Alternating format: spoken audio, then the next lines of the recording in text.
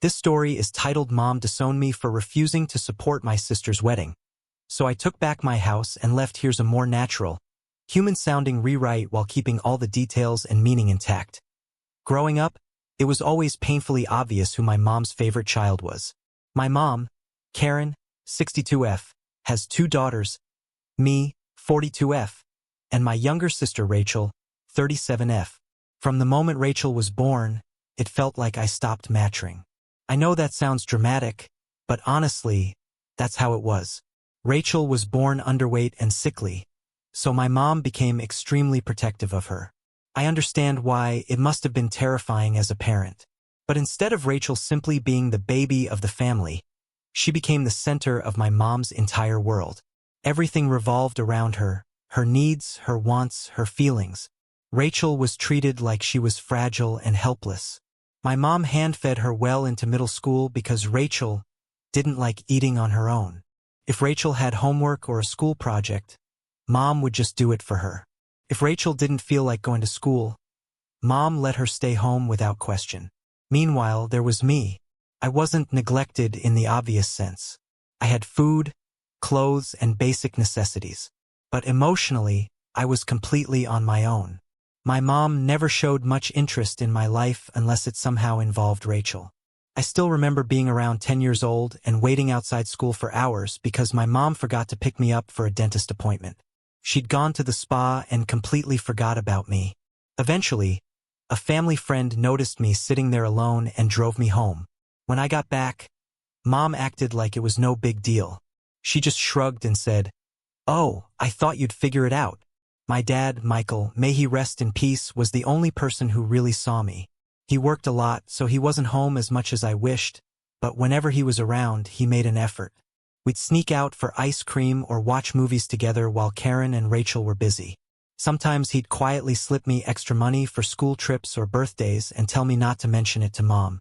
Looking back, I think he knew how overlooked I felt and was trying to make up for it. But no matter how hard Dad tried, the favoritism was impossible to ignore. Rachel always got the best of everything. If I wanted something, I had to save up or work for it. Rachel only had to ask, and somehow she'd get it immediately. One Christmas, I asked for a bike. Rachel hadn't even mentioned wanting one until the last minute. On Christmas morning, there was a brand new shiny bike waiting for her under the tree. I got a pair of socks. When I asked why, Mom said, "You're older. You can save up and buy one yourself." And it wasn't just about material things. My mom was obsessed with keeping Rachel happy. If Rachel was upset because a friend didn't text her back or she got a bad grade, Mom would jump into action to fix the situation. But if I was struggling emotionally, I'd get told to stop being dramatic or figure it out like an adult. Eventually, I stopped going to her for anything. Of course, Rachel soaked up all the attention. Why wouldn't she? She never had to lift a finger because Mom handled everything for her. The problem was that Rachel never learned basic life skills. She didn't know how to cook, clean, or manage her own schedule because Mom sheltered her from every responsibility. By high school, I realized how toxic the whole dynamic really was. Rachel would cry about how hard her classes were, and Mom would literally do her assignments for her. When Rachel failed high school, Mom blamed the teachers, insisting they didn't understand her unique needs. She even argued with the principal to try to get Rachel's grades changed.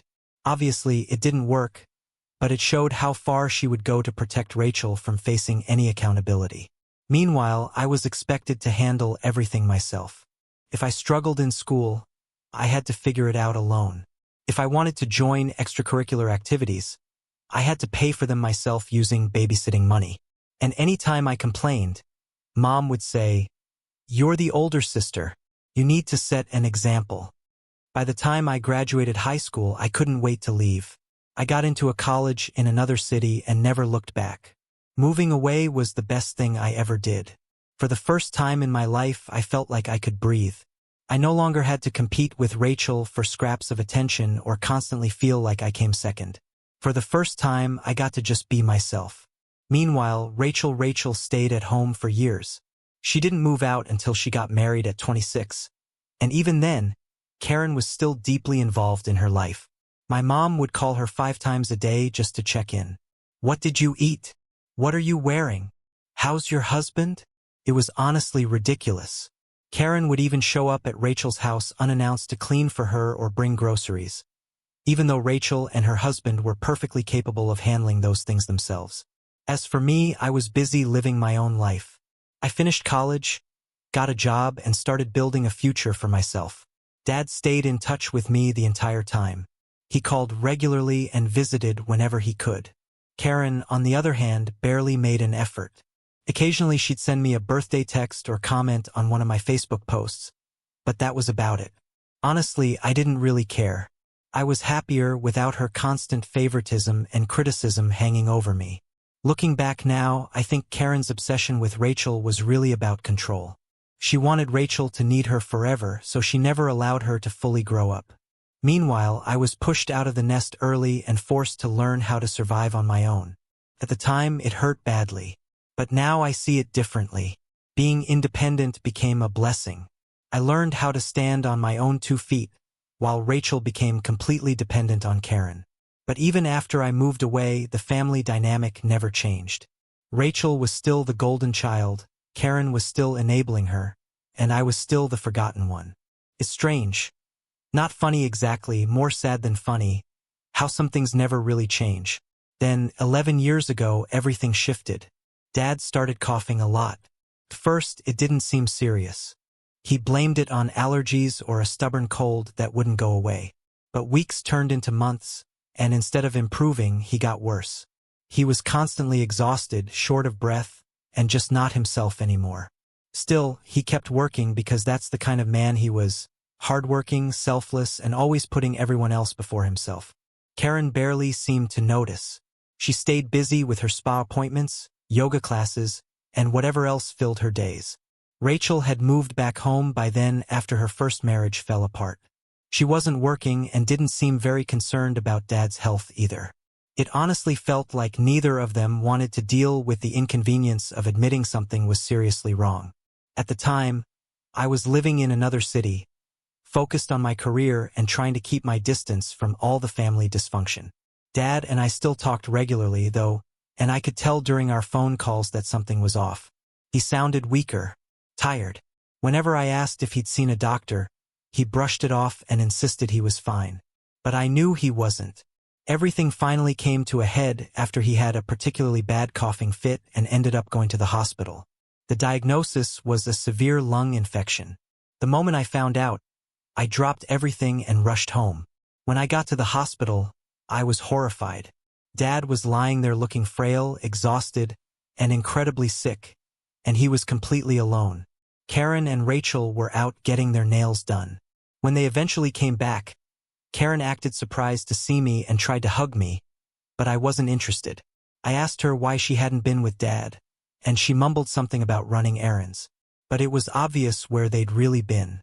They both had fresh manicures and were carrying shopping bags.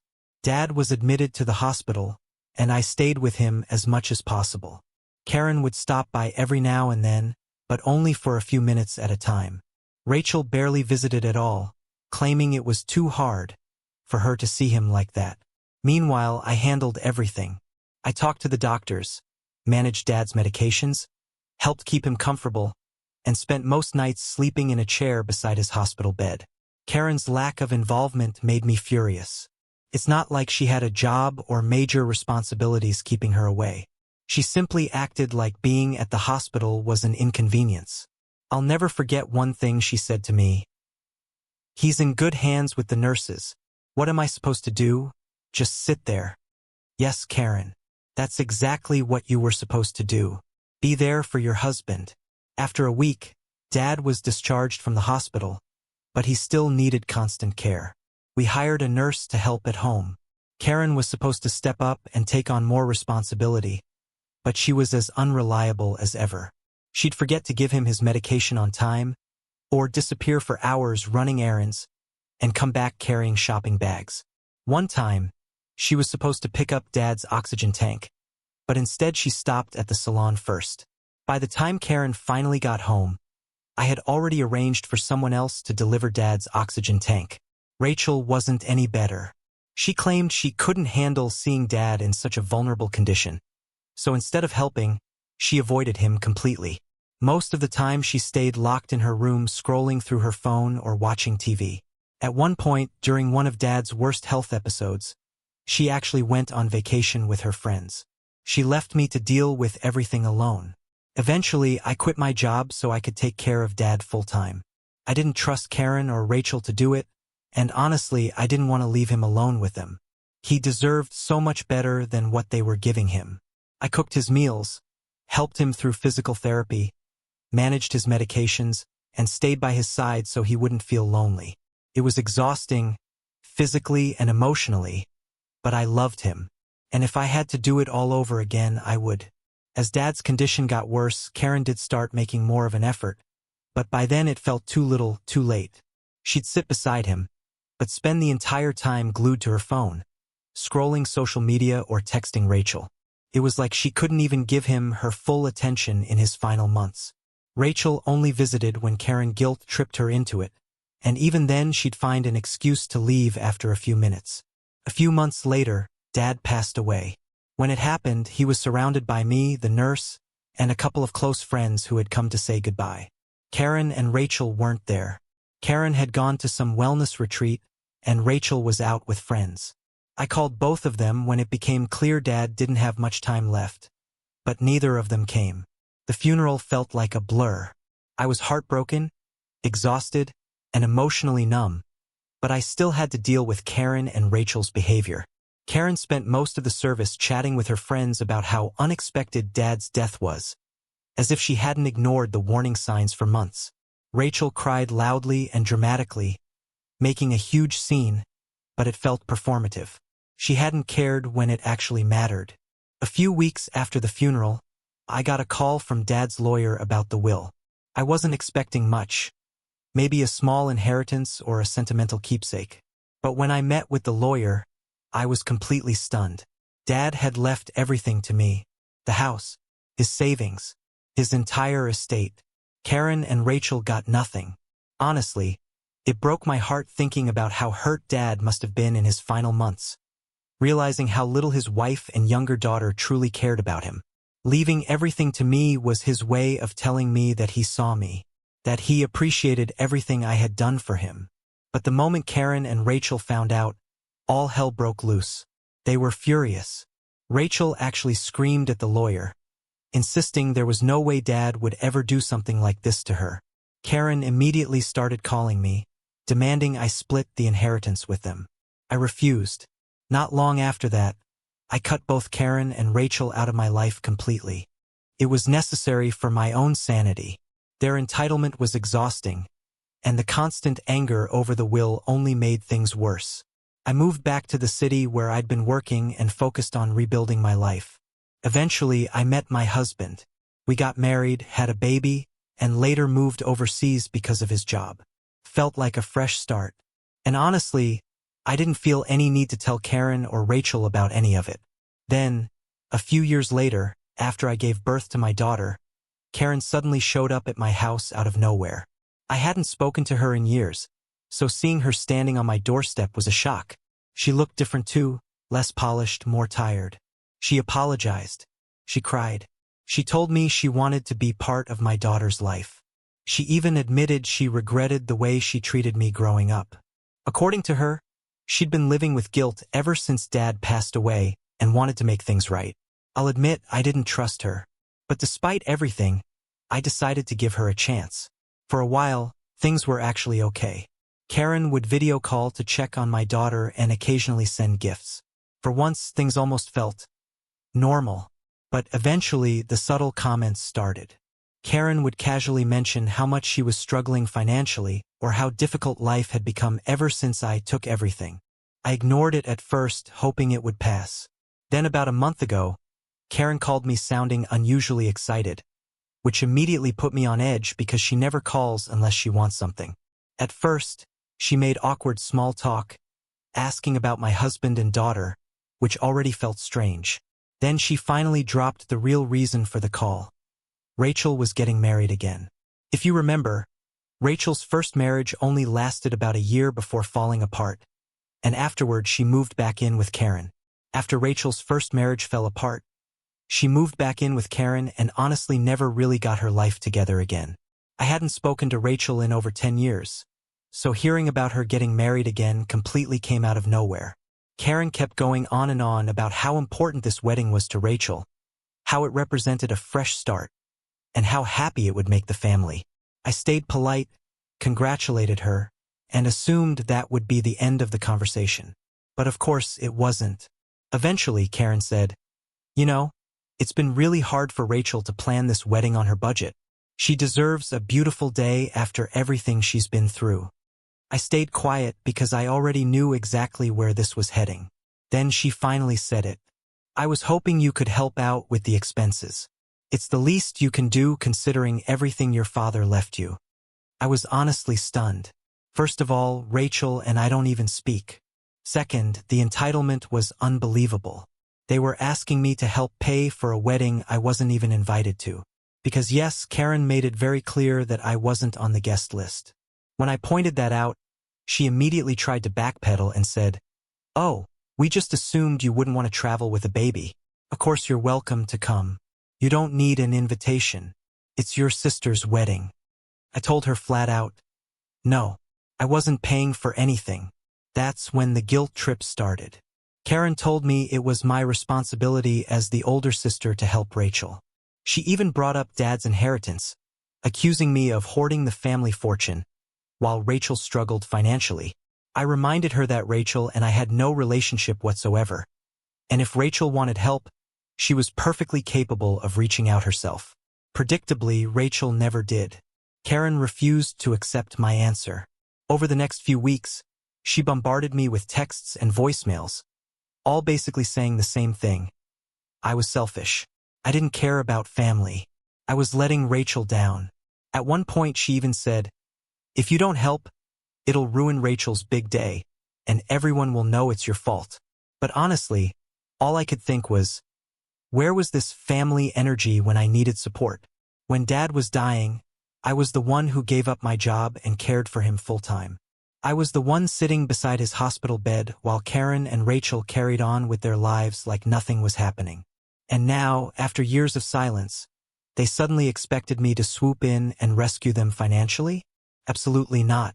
Then Karen escalated things even further. She told me Rachel had already booked the venue and put deposits down on the decorations, caterers, and musicians. According to her, canceling the wedding plans would humiliate the family because invitations had already been sent out. So I asked the obvious question. If you couldn't afford any of this, why did you book it in the first place? Karen's answer? "We were counting on you. That was my final straw." I told her she could figure it out herself because I wasn't giving them a single penny. Then she started crying and said that if I refused to help, she'd have no choice but to cut me out of her life. I actually laughed. "You already treated me like I didn't exist," I told her. "What difference would that make?" Then I hung up and blocked her.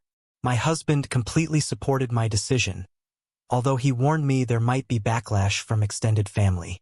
And he was right. A few relatives reached out saying I should be the bigger person and help because family is family. Funny how nobody seemed concerned about family when Karen and Rachel were treating me horribly for most of my life. I ignored all of them and stood my ground. The last message Karen sent me was a voicemail saying, "If you can live with ruining your sister's wedding, then I guess you're not the person I thought you were."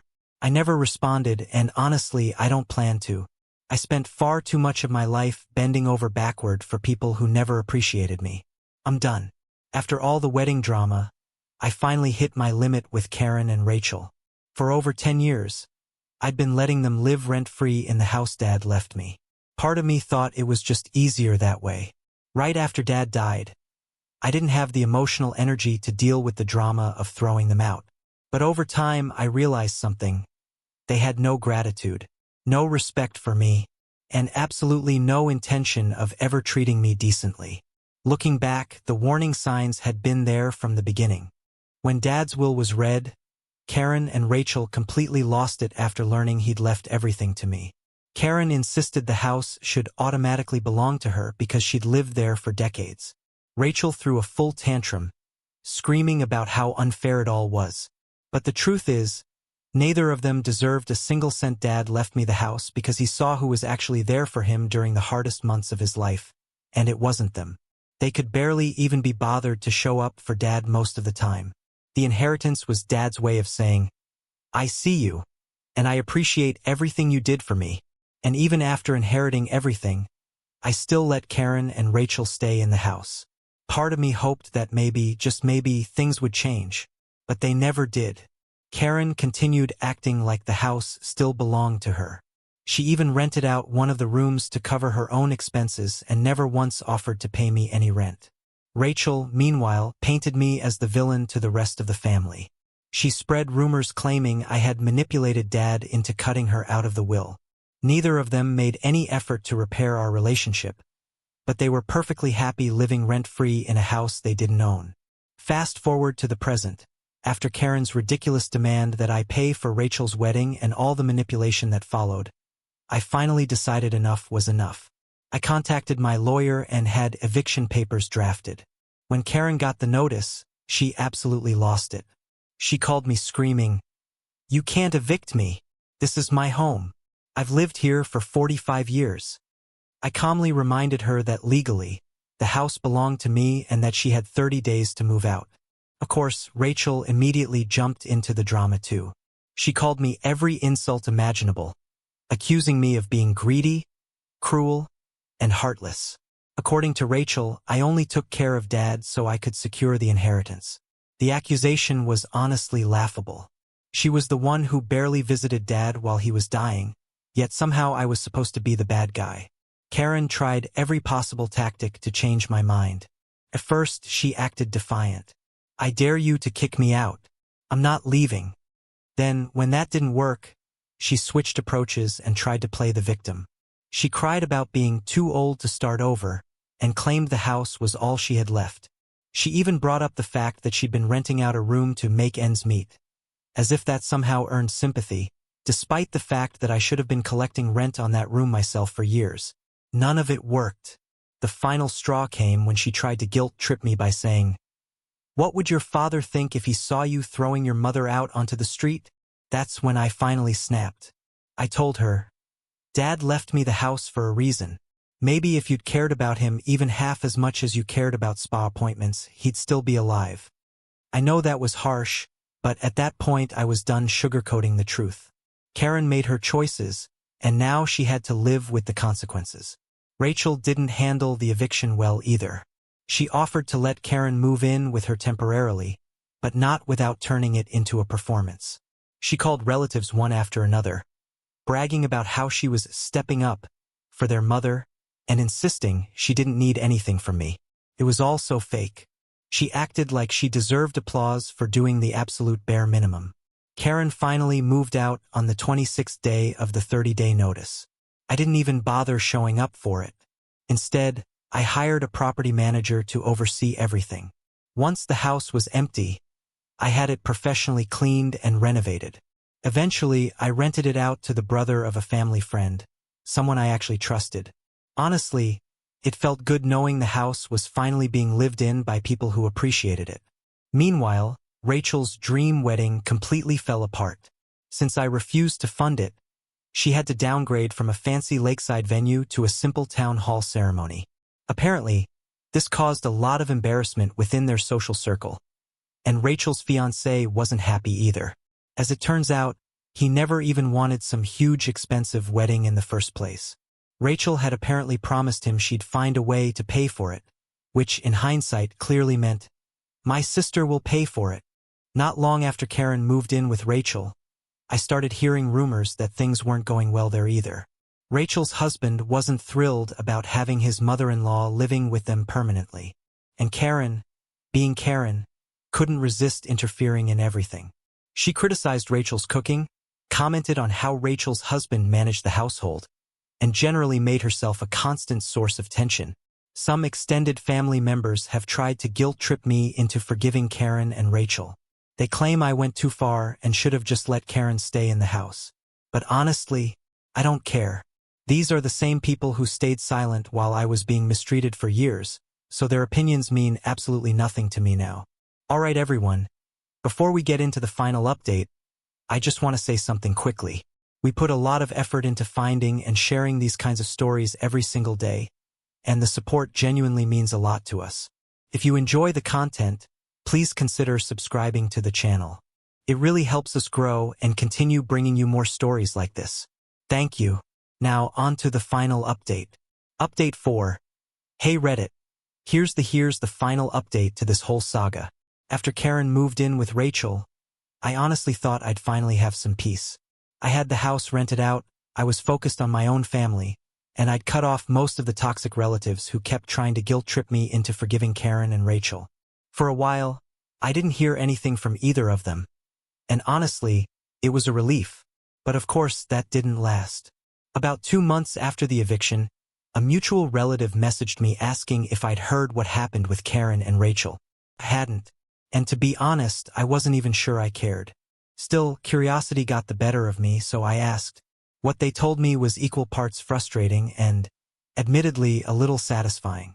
Apparently, Rachel's husband, Chris, had finally reached his limit with Karen's constant interference and gave Rachel an ultimatum. Either Karen leaves, or he does. Things were already tense between Rachel and Chris because of the wedding disaster. Remember how Rachel promised him this huge dream wedding that she assumed I would pay for?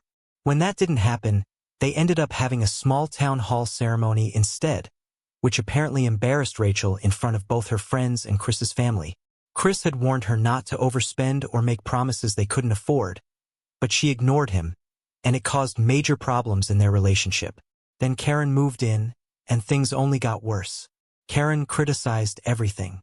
Chris's cooking, his parenting style, they have a toddler together, the way he talked to Rachel, even how they managed their finances, which is ironic considering Karen's own financial situation. Chris apparently tried to tolerate it for as long as he could, but after one especially ugly argument where Karen accused him of not being man enough to provide for his family, he finally snapped. That's when he gave Rachel the ultimatum. Rachel begged him to reconsider, but this time he stood firm. And here's the part that honestly didn't surprise me at all. Karen didn't leave quietly. The moment Rachel told her about Chris's ultimatum, Karen completely exploded. She accused Rachel of abandoning her just like everyone else, and even threatened to cut Rachel out of her will. An empty threat, considering Karen doesn't actually have anything left to leave behind. The argument between them got so bad that Rachel, frustrated, embarrassed, and probably overwhelmed, finally told Karen to figure things out on her own. So naturally, Karen tried to come back to me. Since I had blocked her everywhere else, she actually sent me an email asking if I would reconsider letting her move back into the house. The email was exactly what you'd expect. She talked about how cruel life had been to her, claimed she had always done her best as a mother, and tried framing the situation as some kind of opportunity for us to heal and rebuild our relationship. I didn't even bother replying. At this point, her manipulation tactics just felt sad more than anything else. After I ignored her, Karen started trying to guilt extended family members into taking her in. Most of them refused immediately, probably because by now they'd seen firsthand how she behaves. One distant cousin eventually agreed to let her stay temporarily. That arrangement lasted exactly 3 weeks.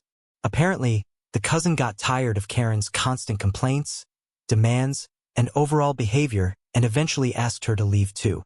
As for Rachel, she's now dealing with the consequences of her own choices. Chris hasn't left her, at least not yet. But from what I've heard, their marriage is in really bad shape. Between the wedding debt, Karen's drama, and Rachel refusing to take responsibility for anything, Chris has started emotionally and financially distancing himself from her. He even suggested couples counseling, but Rachel, unsurprisingly, has been telling everyone that he's the problem instead of acknowledging her own role in any of this. I've also heard Rachel still complains to relatives about how unfair it is that I inherited everything from Dad. According to her, if I had just shared the inheritance, none of this would have happened. Of course, she conveniently leaves out the part where she and Karen ignored Dad during his final months and treated me like the villain for actually caring for him. With them, it's always someone else's fault. Meanwhile, despite all the chaos on their side, my life has honestly been going really well. Renting out the house turned out to be one of the best decisions I ever made. The tenants are a wonderful family who genuinely respect and appreciate the home. The rental income has given me financial stability and allowed me to start investing more seriously in my daughter's future. My husband and I are both doing well in our careers, and we've even started planning a much-needed family vacation. As for Karen and Rachel, they made their choices and now they're living with the consequences. Karen is still bouncing between relatives' homes, and Rachel is stuck in a marriage that's clearly falling apart. I don't wish either of them harm. I just don't care anymore. And honestly, realizing that their drama is no longer my responsibility has been the most freeing feeling of all. Thank you, Reddit, for reading and for all the support throughout this entire journey. Take care, and thanks again for everything.